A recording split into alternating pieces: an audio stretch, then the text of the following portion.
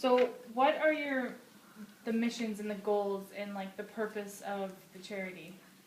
Okay, our mission, I think, is to make, that's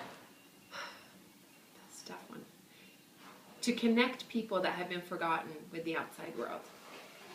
So what most people don't know is that there are a lot of complex care hospitals around Canada in our own backyard. It's it's kind of trendy and hot right now to work with charities abroad, and it's very necessary. But I think what people forget sometimes is what's right here at home. Mm-hmm. And every time we drive by, a hospital, we forget that inside that hospital is somebody who's been completely forgotten and abandoned by the world. Yeah. We have patients that have spent more than 10 years in a complex care hospital unit without ever having one visitor. The Canadian government has tried to ease the pain of these complex care patients, but unfortunately it backfired. So a few years ago, they said that no person should be stuck in a hospital for more than 18 months. So they gave all these funds to long-term care homes, and they tried to transition patients from complex care to a long-term home, so it'd be more of a home setting.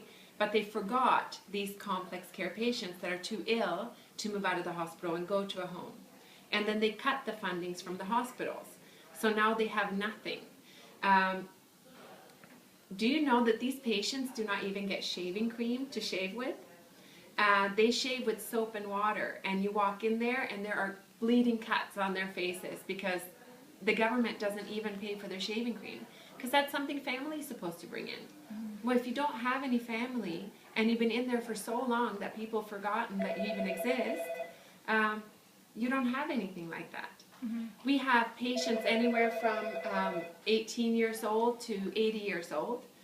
We have patients who, one that was touring a university, they had received a scholarship.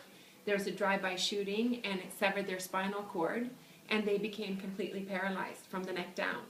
And the worst part, I think, is that they're completely here in their head. There's nothing wrong with them, but they're paralyzed.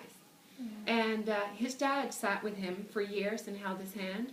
But they were first-generation immigrants to Canada. They didn't have a lot of family here. And after his father passed away, he's had no one to visit him. And that's years ago. We have patients who have ALS, who have MS. We have motorcycle accident victims, snowboarding victims. And there are families that are well-to-do that you think would look after their child if something happened. Mm-hmm. But either they're too traumatized or they don't know how to deal with it, and they just walk away. And they leave them, and there's nobody there. And it's just so wrong. Yeah. So we do things like we try to raise money to provide outings for these patients. We want them to just get out of the hospital one day. For example, our complex care unit at Parkwood Hospital in London, they have 2 floors, and there's only 1 registered nurse on per shift.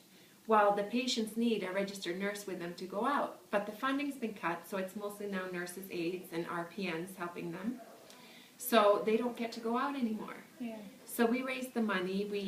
We just took some patients out to rock in the park, and one of them got to go up on stage with Bush. Maybe you saw pictures on the website of that. We took them out to Delaware Speedway to go to the car races. Just little things. Yeah. And when we asked the patients what it means to them, we were expecting some, haphazard answers, and we got answers such as, just to go outside and breathe the fresh air is amazing. Just to know that there's a life where people outside of this hospital is amazing. And to think those little things that we take for granted every day, for them just to be able to step outside, even if it's one day, makes such a difference. Yeah. So that's what we do. They haven't received birthday cards or Christmas presents for years.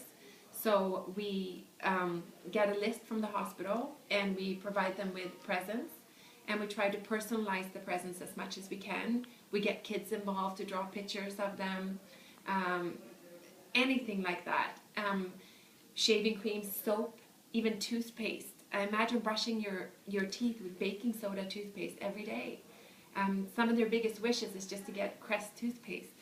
It's very little things that we take for granted every single day that these patients just don't have. When we go and visit them, the one thing they say is just please stay, because there's nobody to talk to them.